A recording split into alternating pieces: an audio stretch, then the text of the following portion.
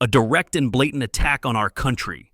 That explosive phrase burst from the lips of United States President Donald Trump, sending shockwaves across both sides of the border. In an unexpected turn of events, Canada's new digital services tax has ignited a political and economic powder keg between two nations long intertwined by trade, culture, and an enduring, if sometimes tense, friendship.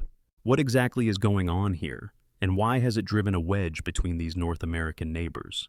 Today, we are going to dive headfirst into this complex tangle of politics, business, and high-stakes maneuvering. In this deep dive, we will unravel the Canadian digital services tax from every angle, how it impacts massive tech giants, why the Prime Minister of Canada has been facing furious backlash both at home and abroad, and, perhaps most critically, how President Trump's abrupt decision to suspend trade talks might permanently alter the economic landscape for both countries.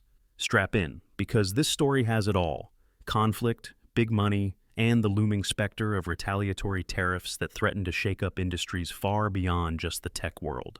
In this gripping journey, we will examine the roots of the digital services tax, uncover Trump's rationale for targeting Canada, and ask an unsettling question: could Canada's determination to press ahead with its new levy trigger a trade meltdown? We will also explore the reverberations in global finance, zooming in on how major players like Amazon, Meta, and Google find themselves caught in the swirling crosswinds of international policy. Finally, we will analyze whether the aftermath of these events could leave everyday people, like you and me, paying a steep price at the checkout counter or losing out on crucial investment opportunities. So, how did we get here? Let us rewind just a bit. Prime Minister Mark Carney, fresh off his election victory, could hardly have imagined that one of his first major showdowns would be with Washington over a 3% digital services tax. After all, for years, countries far and wide have toyed with the idea of taxing large tech companies based on revenue within national borders rather than profit. The argument is that big technology corporations benefit greatly from local user bases, digital advertising markets, and data streams generated by citizens, all while paying minimal taxes in those actual countries. It sounds straightforward, right? Not so fast, especially when the nation in question is the biggest trading partner of the United States. Indeed, Canada's new law slaps a levy on online marketplaces, social media platforms, and data-driven digital advertising. It is not merely a prospective tax either. It demands payments dating back to the first day of January 2022. That retroactive element has infuriated some of the biggest companies in Silicon Valley. However, it is President Trump's reaction that has propelled the entire matter to a boiling point. Just days ago, President Trump took to his Truth Social platform and blasted Canada for enacting what he labeled a hostile move. He announced the immediate termination of any ongoing trade discussions, a threat that has left business leaders, workers, and policy experts reeling. Tariffs, we all know, can be devastatingly effective as both a bargaining chip and a punishing stick. Imposing them against Canada, which sends a towering volume of exports to the United States, could send a chill through entire industries, from energy to automobiles. The fear is that if the White House moves forward with new tariffs, Canada will be affected in ways that spill back onto American consumers, and the chain reaction could stretch worldwide. Now, let us put things into perspective. The United States is by far Canada's largest trading partner, buying well over 3/4 of Canadian exports every single year. In turn, Canada is one of the top customers for American products.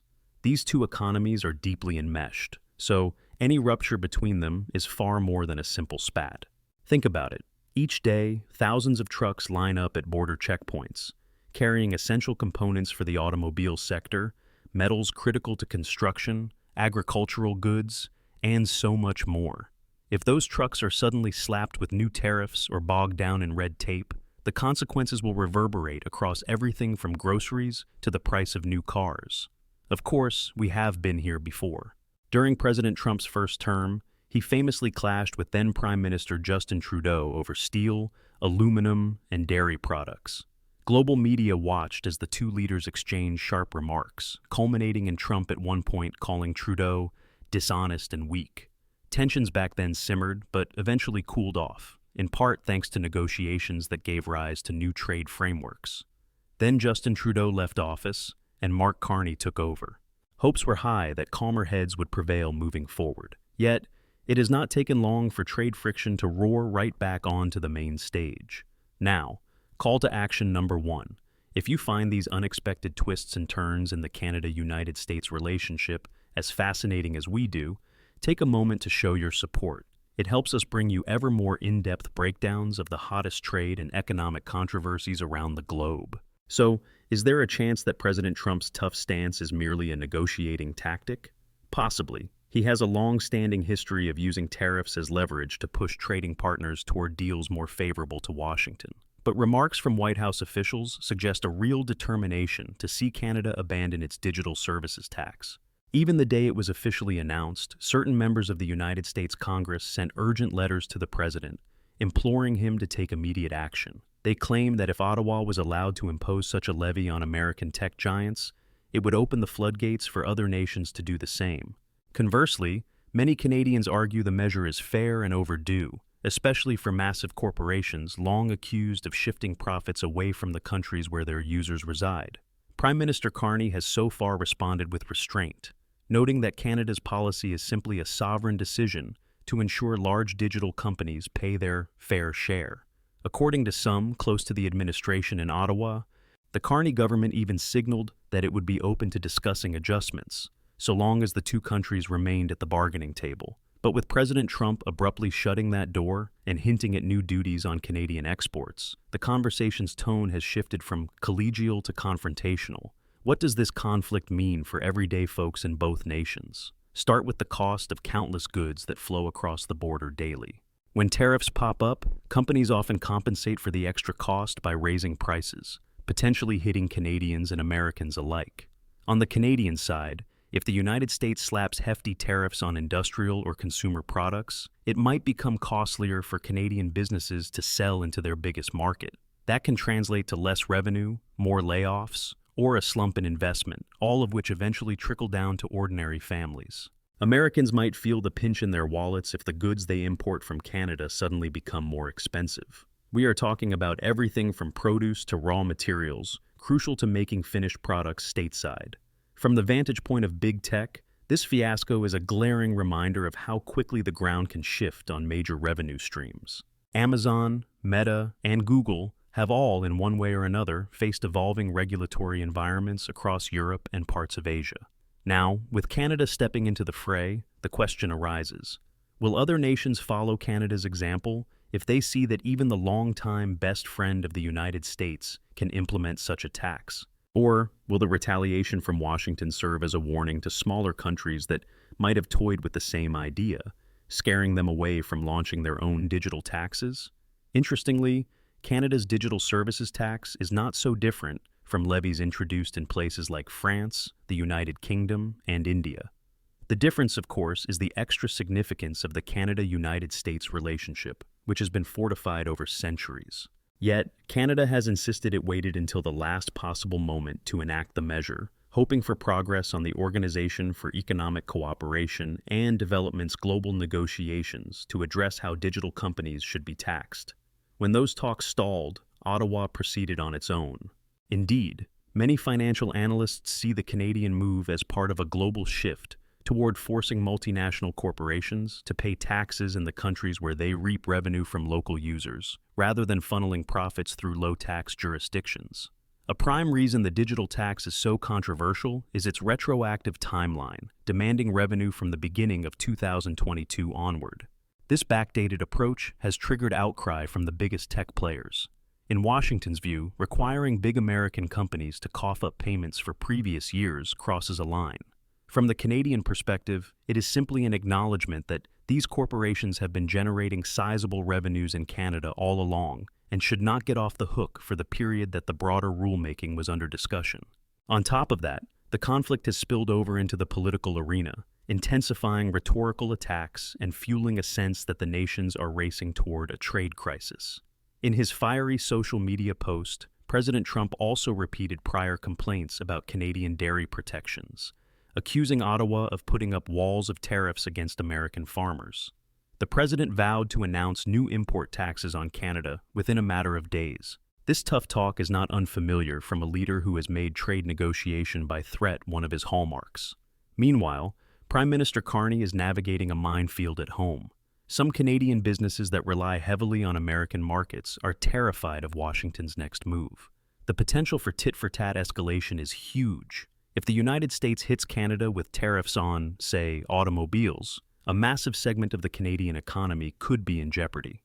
If Canada strikes back, or simply stands its ground, entire industries might see their supply chains freeze up, severely impacting jobs. Yet, backing down from the digital tax would have its own political cost, especially given that many Canadians believe big tech has benefited from their data for far too long without paying sufficient local taxes. The stakes grow even more complex when we consider parallels in other world regions. The European Union, for one, is on edge. The EU has for years circled around the possibility of introducing broader digital taxation rules. France did so, leading to threats of retaliatory tariffs from Washington in prior years. If Canada bends under pressure, some might interpret that as a sign that the United States can stand as a barrier against many smaller nations seeking to impose similar taxation. On the other hand, if Canada holds firm and successfully preserves its digital services tax, more nations could be emboldened to do likewise, accelerating a dramatic shift in global corporate taxation. Midway through this roller coaster, let us pause for call to action number 2. If you are appreciating these deep analyses of the real-world impact behind major policy moves, consider lending your voice to our community. Hit that follow button or subscribe so we can continue bringing you the most engaging coverage of international developments. So, just how far might Trump go if he feels the need to make a statement? A powerful tool at his disposal is the Section 301 investigation, which can examine how foreign policies impact American commerce. Typically, if such a probe determines that a foreign measure is unfair or distorts trade, it can pave the way for massive retaliatory steps such as tariffs on categories of goods. This action was used in various contexts against countries that the United States felt were discriminating against American companies. Now, it looks as though Canada could be on the receiving end. What might that look like in practical terms? Well, we could see new taxes slapped on Canadian metals, lumber, or even automotive parts. This is no small matter. Entire supply chains and industries like car manufacturing rely on frictionless cross-border exchange. If those goods face fresh tariffs, factories might have to cut production, leading to layoffs. The ripple effect would spread like wildfire, especially in specific regions that rely on integrated supply lines. The Midwest of the United States has numerous plants that benefit from cheaper Canadian raw materials. Meanwhile, border provinces like Ontario and Quebec enjoy a steady demand for their exports. It is a symbiotic relationship that has been carefully built over many decades and was modernized under various trade agreements.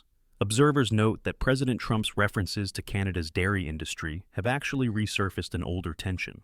For many years, certain dairy farmers in the United States have felt locked out of the Canadian market due to supply management programs that impose tariffs to protect local producers. This grievance fed into a narrative that Canada was systematically abusing trade relationships with its own partner.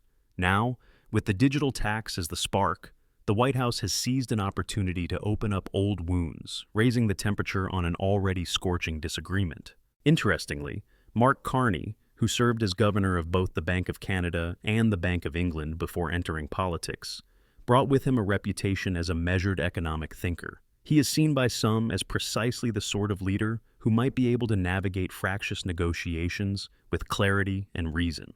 Yet, the unpredictability of President Trump's style might come as a shock to Carney's typically measured approach. In his public statements, Carney has carefully avoided hurling insults back at Trump, focusing instead on reaffirming the importance of a stable bilateral trade relationship. Whether that diplomacy will be enough to cool down Trump's fiery rhetoric remains uncertain. Another dimension of this saga involves the broader scope of digital taxation worldwide.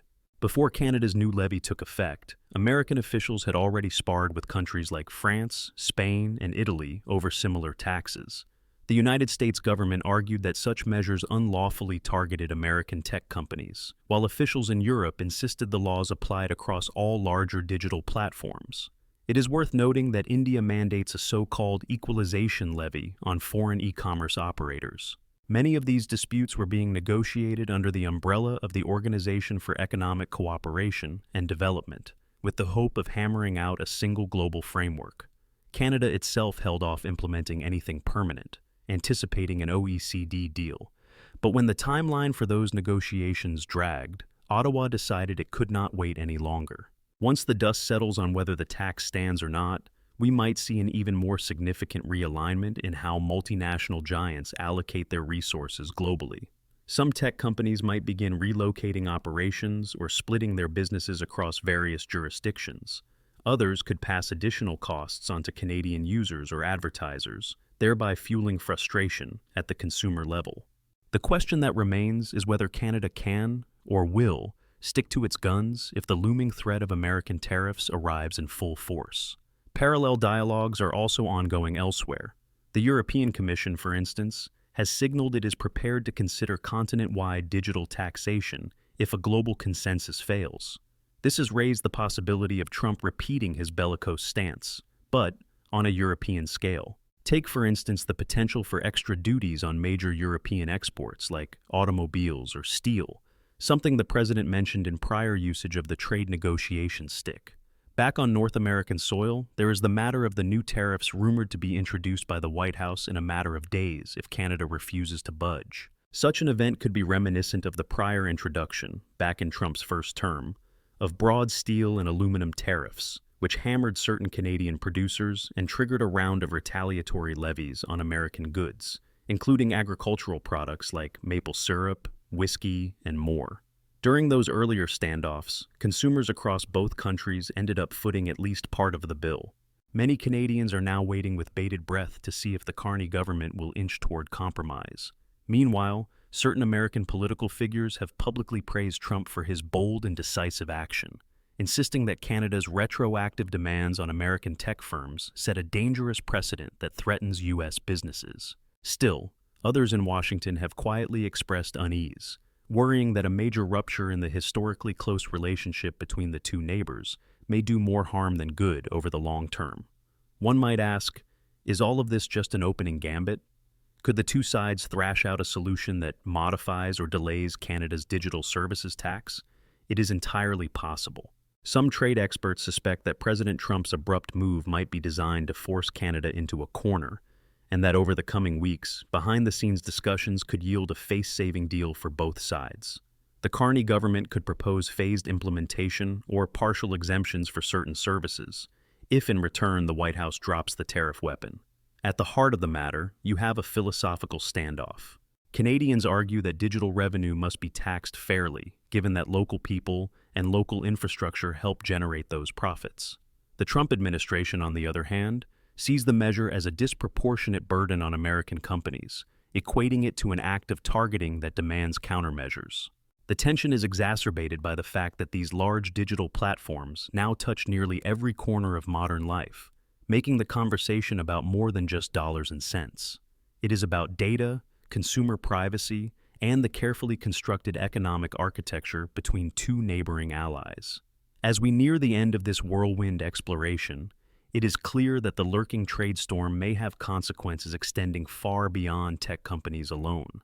The outcome could reshape the entire business relationship between Canada and the United States, and even reverberate through Europe and Asia, giving impetus to or discouraging other digital tax measures under consideration. Whether the story's final chapter ends in compromise or intensifies into an all-out trade war remains uncertain. That sense of unpredictability, ironically, might be the only constant in this heated standoff. For now, all eyes remain fixed on Washington and Ottawa. Will Carney try to salvage the talks, or will the United States government's threat of tariffs push Canada deeper into defiance? Will big technology companies quietly negotiate behind the scenes, or will they wage an open campaign to overturn the new tax? And, in the end, how will this ripple effect strike the wallets of ordinary citizens? The next few weeks may well decide if we end up with a major trade breakdown, or an innovative agreement that sets a precedent for how countries handle the taxation of digital giants. Keep watching this space, because no matter the direction events unfold, the outcome is all but guaranteed to reshape the North American economic conversation and possibly the global approach around digital taxes for years to come.